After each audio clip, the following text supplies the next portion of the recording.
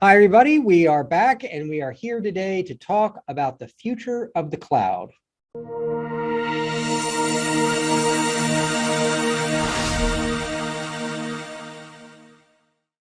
Hi, everybody. We are back and we are here today once again with Dr. Larry Dribin. We are going to talk about the future of the cloud. Larry was here a couple of weeks ago and he talked about the history of the cloud. Now we're going to talk about what things look like going forward. A little bit about Larry. He is the founder and principal consultant for the Pearl Street Group, where he focuses on project management and software process improvement. Larry also teaches cloud computing and software engineering at DePaul University in Chicago. I've known Larry for a long time. He's an incredibly knowledgeable guy, and his specialty, I would say, is really helping people, his clients, customers, and people of all ages understand technology, understand the changes in technology, and helping them better adapt. So he's really perfect for our series, and we're really happy to have him back once again to finish this interesting discussion about the cloud. Thanks so much, Larry. Thank you for having me, Michael, and hello, everybody. Glad to have you watching. So let's dive right in. We talked about the history of the cloud, and now we're going to talk about the future of the cloud. Let's start with with structural issues. So a lot of people are familiar from your past discussion and also from their own knowledge that there's something called a private cloud. There's a public cloud, there's hybrid versions of that, and there's this new thing that is called edge computing. Why don't we talk about the topography of the cloud in those dimensions, just to give people a basic understanding of the structure before we get into deeper discussion. Okay, well, when I look at the structure, and I think we talked about this a little bit, this is one of the dimensions that the cloud is going to be changing in the future. How it changes exactly, I'm not going to really make a lot of pronostications because there are just so many factors involved. But right now, multi-cloud is probably the big buzzword. There's data on my servers in my computer room. There's data in the cloud. There's data in other people's clouds and public databases. There's various equipment I need in the cloud hardware to do various things. And how do I assemble all that? Now, so right now we have a large public cloud basis headed up by Amazon, Microsoft, Google, and on an international basis, other companies, Alibaba, as well as Apple and Meta, all have very large infrastructures that are providing cloud services of various kinds. A lot of hardware vendors are pushing for bringing some of that power back with private clouds, either a private cloud or hybrid, where part of my application's running on my cloud in my data center, and part of it's running on the public. And then as new applications are coming up that require less time to get data from where I am to the cloud to be processed, we have to worry about latency and the amount of data. And so there's a movement for edge computing.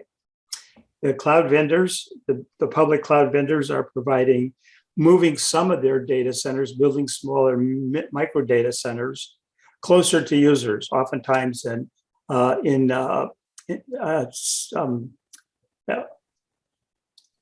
cloud infrastructure providers like Verizon or in our case here, Comcast or whatever, in co-locating with them, or at AT&T, so that some of the cloud is moved closer. Other vendors, IBM, HP, Dell are saying, well, why don't you build your own edge and then integrate that into the cloud? And so who's going to own this area in the future? I don't know. You can't take the entire public cloud and move it close to everybody. That's just not possible. And by that, I mean, there was a time for the Midwest Stock Exchange where vendors wanting to do things as fast as they can and save a couple milliseconds off a trade wanted to put their data equipment, their computers, as close as they could to the Midwest Stock Exchange. I mean, within hundreds of feet, not miles away, just because light and electricity takes time to travel, is going to lose 5 or 10 nanoseconds and whatever. And now you're just second in the line for a trade versus wanting to be first. So close to the data is important, but it's only important for some use cases. So we have to look at, jumping ahead, what use cases are really going to be important. Not everybody needs late edge computing. And if I've got a long-term, you're saying that it's going to be effectively impossible for the large cloud providers to roll out edge computing, and that it's going to be up to the individual companies and businesses to build their own cloud computing and integrate it into the cloud, because it's just too big of a project. The cloud providers can't be everywhere. I mean, edge computing. Well, they could. I mean, I think that's when you build that edge capability, if you need it, close to your need. Who's going to own that? It could be that Amazon says, we'll build it for you, we'll service it for you, and then you just rent it from us. It could be IBM, Dell, or HP say, we'll build it for you, we'll service it. And the providers are going to be able to build bespoke edge computing capabilities for all of their clients? I mean, they're major cloud providers today. Maybe not anywhere as big as Amazon or Microsoft or Google, but yes, absolutely. So, what would be the use cases? I mean, I'm thinking autonomous vehicles, maybe, but well, I think that's the real key. What are the use cases? And I think everyone's talking about 5Gs. There are advertisements everywhere. To go from your device to the cloud, you're going to go from your device to some kind of router. If you're wired, there is no wireless, so you don't have to worry about 5G. It's going as fast as electricity can go through the wire, which is about 80% the speed of light. Right. So right now I'm in the office here. I'm wired up. Doesn't make a difference. There's no 5G. I understand. There's no 5G, but there is a limited amount of time it takes to get from your computer to, let's say you got a cloud server, in this case, a Zoom server somewhere in the world. And what you're doing today may be different than what you do tomorrow. It may take a different route. Typically goes through 8 or 10 routers. Every time you go through a router, you lose a little fraction of a second. Right. But I would say that, just by way of example, for the purposes of what we're doing right now with this particular interview, latency is not a particular issue. Latency is not an issue unless it gets over 40 or 50 milliseconds. Right. So I guess if we wanted to imagine or envision what the use cases of the future are going to be for edge computing, then we really have to think about what are the use cases that are going to require super, super low latency. And I'm thinking smart cities. I'm thinking IoT enabled emergency services. I'm thinking, IoT enabled, cities. I'm thinking about, that's where my mind is going. But very seldom do we really need, I'm going to say real time or pseudo real time, that you're in the sub microsecond or sub millisecond range. Mm-hmm. For most everything, if you're walking around and planning to get a download of something from the cloud, a second or two and you don't even notice it. We're used to that. Do you really need, less than the average latency on the cloud today is about 70 to 150 milliseconds. Well, so it's something you notice. Yeah, what about vehicles? I mean, or autonomous vehicles? So vehicles are certainly one, but you have to think about this.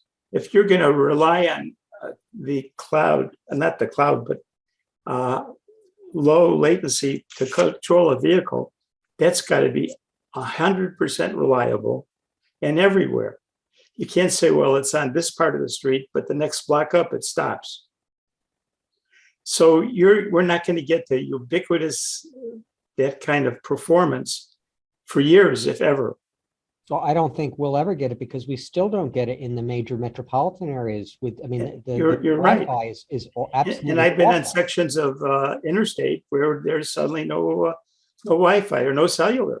Right. So I don't think you can say you can rely on that kind of information to control a self-driving car. It's going to have that built in, which most vendors are doing. So, now you might say there may be an advanced self-driving that says we are going to give you a heads up that there's an issue ahead or something like that. And it may be that it comes to you at a very high rate, but the car's going to have to say, I don't get that all the time, and I got to figure out what I'm doing without that. That's an extra added plus. So besides, high speed, algorithmic trading that, that takes place at these quant firms in Wall Street and in the Midwest, where do you see this as being? Oh, the biggest area could be some areas of IoT where I need to process data and notice an issue very, very quickly. Even there, most of that is not going to be less than what we currently have as real time that I know of. So, I mean, if we, had all our users who are going to watch this say, what do they think? What's going to be the use case? The biggest use case that I've heard of is gaming. Mm-hmm. If you look at gaming, if I actually lose a connection while I'm gaming, it's not a super big deal unless I'm gambling and I lost the game because of it, which could be a big deal. But it requires very high speed responses in the tens of milliseconds. So we need very low latency. Is that, and that's a level of latency that I'm not, if I'm a gamer and I'm, say, in a corporate office and I'm tapped in to the cables, it's not good. That's not good enough. That's the best you can get. No, but I mean, in the future. In the future. So, but I mean, are you going to be in that mode on a mobile game walking around the street? No, probably not. That's your. So you don't really need point. 5G. So I think if you look at the commercials for 5G, there's not, they have the commercials of people doing whatever they want. Today, I'm texting on the subway. Well, I can do that today. Mm-hmm. Do I need to text 100 times faster? So I think to some extent, and maybe that's going to slow the 5G rollout because there's a lot of hype, but is everyone going to pay $25 a month extra on top of their cell bill like you are to get 5G? Well, I don't know. So but basically, what I'm sorting this out. What you're saying is that there'll be a strong demand in the gaming community, but only for mobile gaming because no, for wireless, they need that edge too. Because if I go to the edge and that edge is going to move my particular character around, and the main cloud is going to move my background, that's okay. Because to get to the main cloud, it's going to take 70 milliseconds. I'm going to nose that on a handheld terminal. I can't afford 70 milliseconds delay. What is this really? I mean, we talk about it physically. I mean, the edge is basically, these are going to be physical data centers.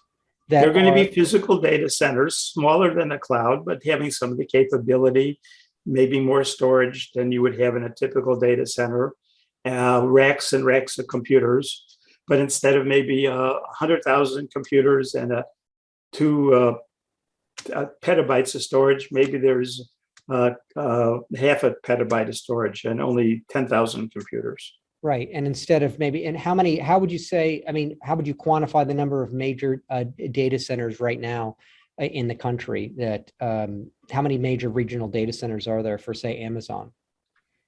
I don't even know. I think last it was in the 20s. Okay, so it's a relatively manageable small number. So this would be engender an explosion of mini data centers across the country. Right. And the key will be those people who need it. Let's say your company says we're doing something where we really need that high speed latency. I need to move that closer to you. Mm-hmm. But latency is only part of it. The other part of it is also how much data am I moving?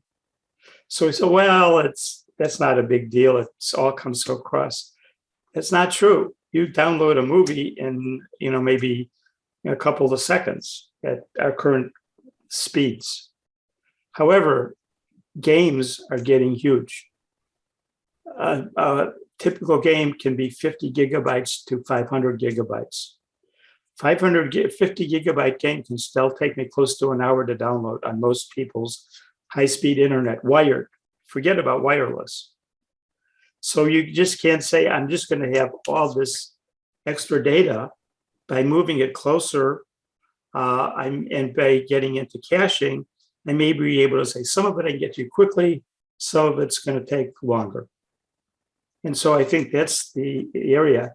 And if you look at saying, well, we're going to go from gaming as we are today, which is basically a 2D thing, to say we're going to get it into the metaverse, Now the amount of data that we're going to have to process is, if a big game is 500 gigabytes today, gigabytes in a metaverse where I now have 3D and touch and, other things, it's going to be what, 5,000 gigabytes?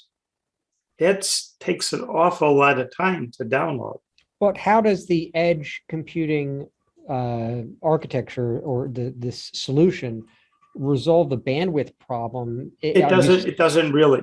I mean, are you saying that it just allows the bandwidth to be distributed across more data centers, that the part of the game, say, to use that example, the camera gamers, part of that game is being downloaded from the regional data center and part of it is being downloaded from the edge data center, and it just creates more distribution nodes for the data? But yes, I think that's the whole philosophy. Mm-hmm. And now the games are they're really getting advanced. They're getting into predictive analysis. What do you think this gamer's going to do as far as his next move? And let's download those parts of the game ahead of time so that he's got 3 different options. We think we're going to pick option 1 or 2. We'll download option 1 or 2, or just option 1, the highest probability before. So if he picks that one, we can get to it quickly. If not, it's going to be a little bit of a delay.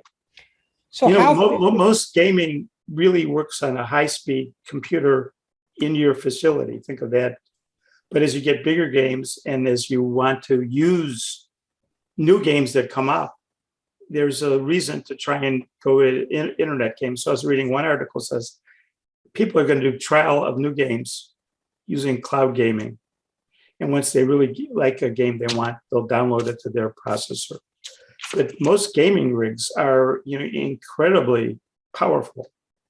The gaming is driving most of gaming, and crypto is driving almost all hardware, other than quantum. Well, gaming drove the proliferation of GPUs. I mean, is my understanding that. Well, you can't even get a GPUs are going for 2 to 3 times the street price versus the list price, because of so much is going into crypto. So it's a real problem. And, a gaming rig can cost you $4,000, $5,000. Wow. I know nothing about the gaming community, but thank God for gamers for driving the technological evolution for us. So I wanted to ask you a question though. How futuristic is edge computing? In other words, have any of the major cloud providers begun rolling out? Absolutely. Okay, so we're in a process of rolling these out. Who's taking the lead on this?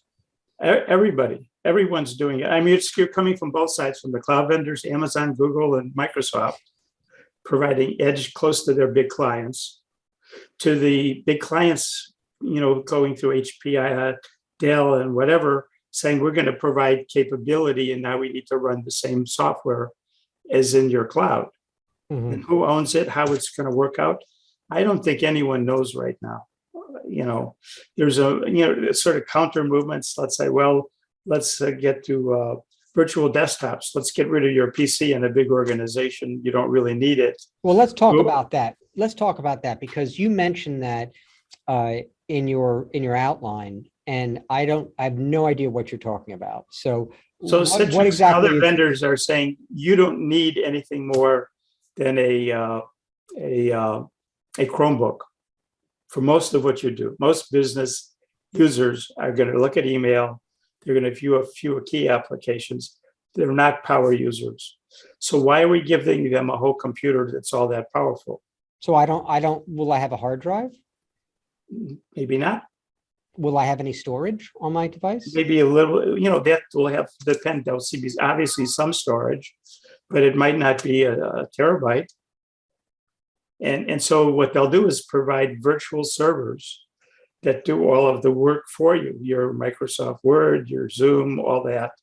Isn't that how a lot of these applications are running anyway? I mean, I think that most. But instead of running on the cloud, they're now running on something in your data center. So a lot of organizations still have data centers; they haven't got rid of them yet. Mm-hmm. And so now, instead of paying for 10,000, PCs, laptops, I can get now 10,000 cheapy laptops, and put in a couple Citrix servers that can provide the equivalent of 10,000 or let's say 1,000 high performance laptops. So this is virtualization. I mean, it's another extent of virtualization. Right. And how's it going to work out? Now you're getting into money and things like that.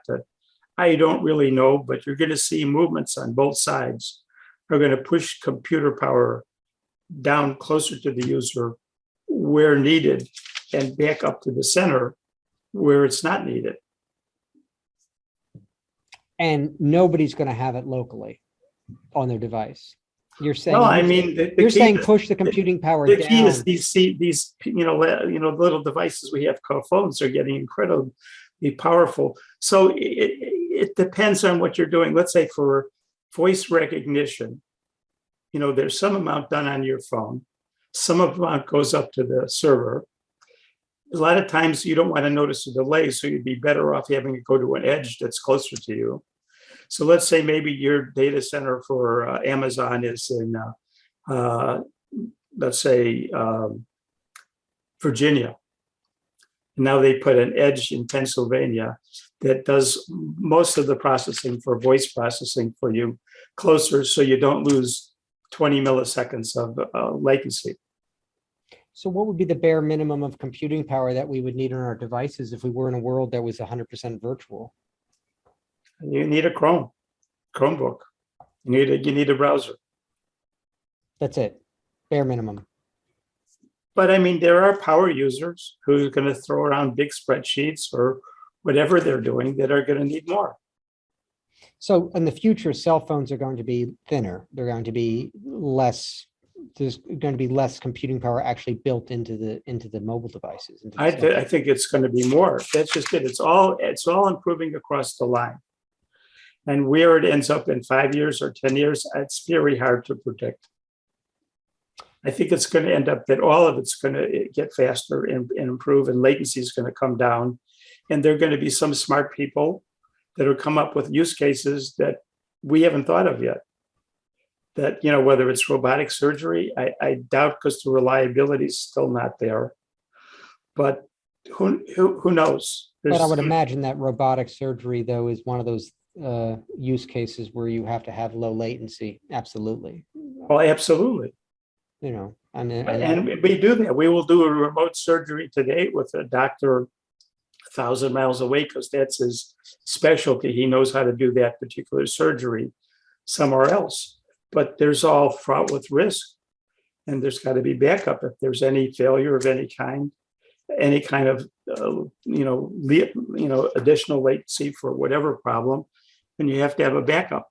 So I think that if I had to say what the moral of this story is, or what the theme of this discussion is so far, is that the future is going to require, there's going to be a massive need for low latency and high bandwidth, and that's going to be driving the evolution of the cloud and into changing the structure of the cloud. It's going to be driving 5G. It's going to be driving the Internet of Things, that these things are all connected. IoT, 5G, the structure of the cloud in terms of being able to meet the needs for low latency and high bandwidth going forward. I think it's the other way around. The use cases are going to drive the need for that.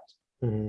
So IoT, as I get thousands of sensors and I want to accumulate all that data, maybe I don't have a latency problem, but I have thousands of sensors and I have to do something with that data relatively quickly. Maybe not in microseconds, but in hundreds of milliseconds. I still may need edge to do that.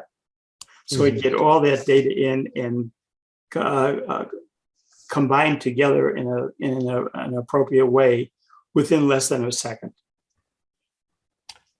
Just regarding 5G, could you give us some sort of help us understand how much different 5G is from 4G?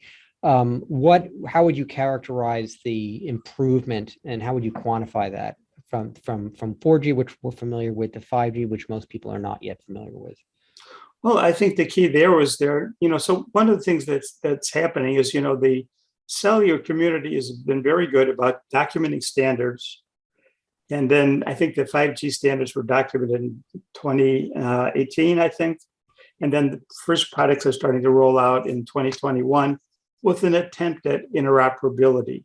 That's not 100% works, but in general, it does. Any device you can get can work on almost any 5G infrastructure. The goal was to reduce the latency for a mobile device from 70 to 100 milliseconds down to what it would be for a wired device, under 10 milliseconds. And to increase the bandwidth, the amount of data I can get in a second or a tenth of a second between my device and the cloud or anywhere. Those are the two goals, plus improving security and reliability. Mm-hmm. Mm-hmm. To do that, you have to change the frequency you transmit data on. And so you now get a lot more microservers or they're not servers, but micro cloud devices that are closer together, but the data at that frequency doesn't go through walls as well. So there's sort of a balancing act that, well, it doesn't go through walls. So, you have to have a server in every room versus one for the building. Wait, you're talking about the 5G.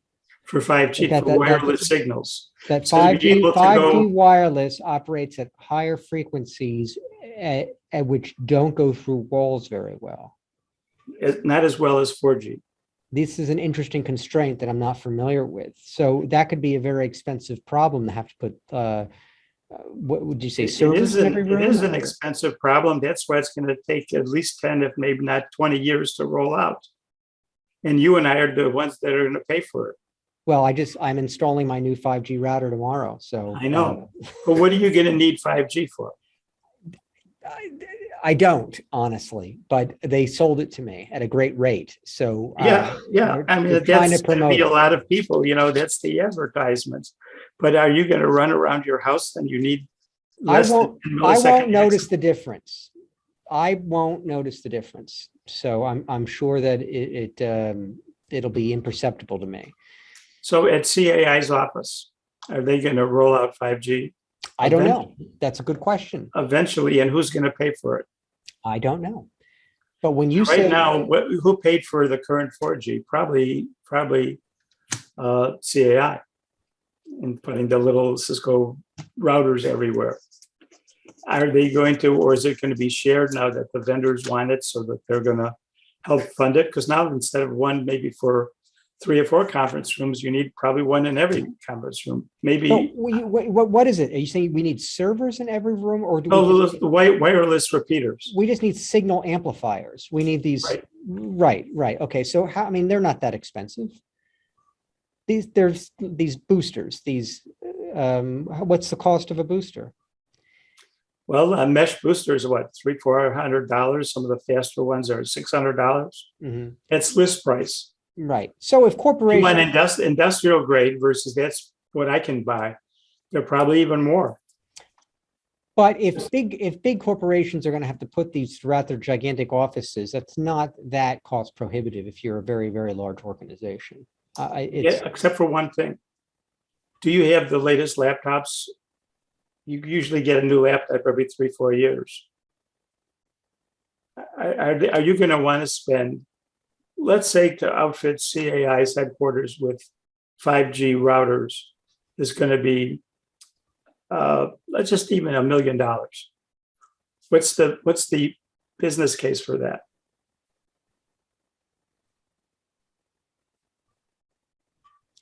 I guess that would be hard to make, considering someone's going to have to make it. I think like you said, it's in some organizations the need for 5G is more. There's a greater business case for 5G, and other organizations there's not as great. Yeah, well, I mean, but 5G is going to also come with better security. I mean, it's not just going to be better, bandwidth and lower latency. There are other features as well. Maybe more users that'll be able to support. So if you get congestion, everything slows down if there are a lot of users in a conference room. So there'll be other benefits, but that's going to be business cases that companies have to make. The same for the edge. Do I need an edge device? Mm-hmm. Right now, everyone's I got to have an edge. I got to have 5G. I got to have the metaverse. I got to have all this stuff. But when you start saying, well, okay, it'll cost you. that's when it starts saying, well, do I really need it? Well, what is I mean, do you think that the metaverse, just shifting gears a bit, do you think that the metaverse is realistic given the amount of bandwidth that's going to be required and low latency to keep that running in 3D in a way that is dial tone for the people that are using it? Is that even realistic given where we are technologically? Is the metaverse another one of these things that's going to take the 10 years to truly materialize? Oh, this is my personal opinion, and not That's fine. Everybody all of our guests are entitled to make their predictions. Nobody's going to hold you accountable to it. I think there's a lot of issues with the metaverse that are not always being stated. The goggles using, two different images to represent 3D give a lot of people headaches, and they haven't figured that out yet. There's work on holographic goggles. We're nowhere near yet. So that's one problem. The problem, and I think I was watching one of your other talks about the metaverse, you talk about moving. If I move in the metaverse, but I'm not moving in real, that causes issues with your inner ear. And they haven't figured that out yet. If you move running, particularly in a game, if you're running forward in the game, but you're not really running, that causes some people to get very sick and nauseous. So they have to figure that out. There's also the issue you mentioned in, I think, that same talk about touch, and I can touch something, a silk scarf, and feel silk. Touch is probably one of the hardest sensors to replicate. It's not just touch and pressure, but it's the actual feeling of texture, it's humidity, it's temperature. It's a number of things all wrapped into one. The touch sensor is very complex, and we don't know how to really replicate that yet. So until you get those done, I think there's going to be limited use. Some people are going to jump on it no matter what. The early adopters, maybe some gaming, and some people it's going to be not in a long, long, long time. Interesting. What about in addition, you need this huge amount of additional computer power above and beyond to make it feel real.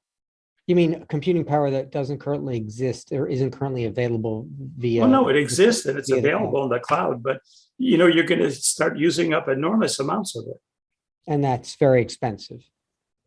Well, it's just you're going to use enormous amounts. So someone's going to have to pay for building more servers. And again, remember, we have this issue. Servers don't get faster. They're capped at about 4 gigahertz. So you have to figure out more work to do more parallelization and more to replicate what you want. Well, you explain that in your history of computing lecture, which is that at 4 gigahertz, there's something called, I think there's like a quantum leakage. Quantum effects. And there's quantum jumping, that the electrons jump the transistors. Right. And things get all weird and spooky. And there's a huge heat problem. So almost all gaming rigs are all liquid cooled. And some of it, liquid cooled with, nitrogen.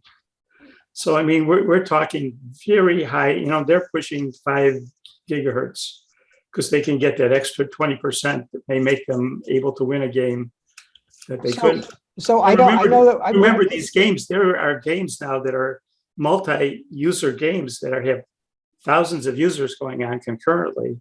And some of them will be in a movie theater where everyone will watch videos of the gamers' screens.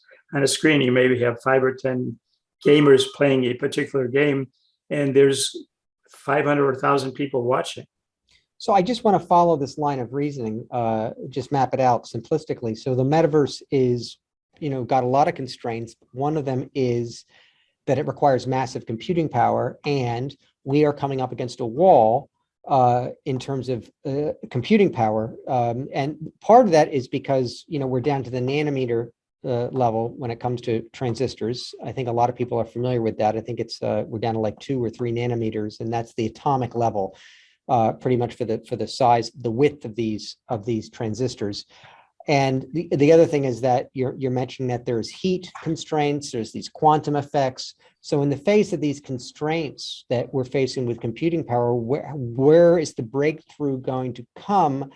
Assuming that Moore's law is something that we can bank on, where do you see us being able to break through these constraints in the next 5 years? I mean, it looks like gaming and metaverse and AI are going to drive the need for computing power, which is going to drive innovation in breaking through these constraints. Well, I'm not sure we'll really be able to break through these constraints. I mean, we'll need some new processes we don't have. I think the real key will be going to parallelization and more and better parallelization. So instead of, a 12 CPU chip in your computer, you maybe have a 200 or 2000 CPU chip, and it'll break what you're doing into 2000 little pieces and do it all, in 10 milliseconds and assemble it. But I thought you said that we're moving towards virtualization and towards a thinner client. Or could you have that parallelization in the cloud instead of on the local device? You're going to have it at every level. Okay.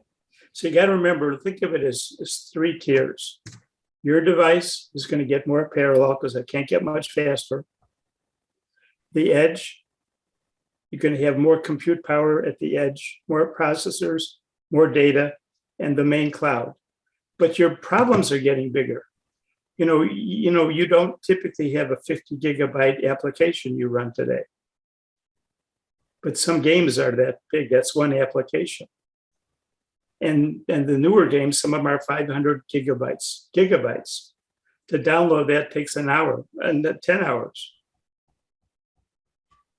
So 3 tiers, the local device, the edge, and the cloud itself proper, all of which are going to see parallelization. And that's a prediction that you have, that you're willing to make. And all of it are going to see massive improvements of parallelization and data storage capabilities. Okay. And problems being broken up into pieces, increasingly so. The problems being distributed, bandwidth being distributed. And that's the software challenge, that someone may come up with a better algorithm to do that, but you're all going to get into caching. So what I need, the quickest access is going to be right on your device. Mm-hmm. The one I can afford 5 or 10 milliseconds will be on the edge. The one I can afford 50 or 100 milliseconds will be in the cloud.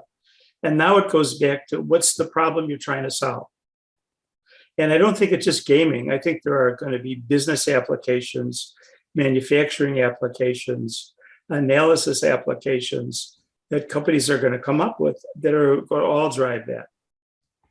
Larry, this is fascinating stuff. You've really opened my eyes. It's very interesting. Before we leave, I think you did a really great job of covering this topic.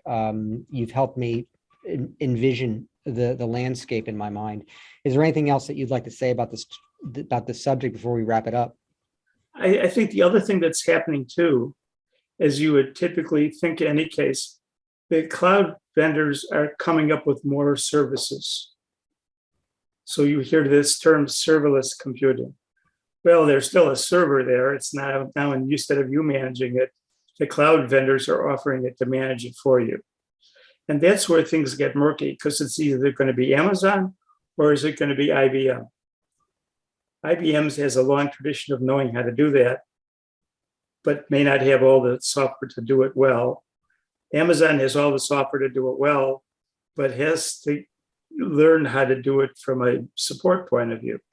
So I don't think we know where it's going to go, except I think, and I haven't seen this 3-tier discussion before, but I think I'm going to start talking about it. There's going to be more of improvements all along the way, and who owns what and how fast it goes is a lot going to depend on your use case. And if CII has a use case, maybe door security that requires you opening the door to get into a room less than 50 milliseconds access time, it's going to have one kind of a solution. If it's just to do a machine learning that's going to take a data run and you don't care about latency, it's another.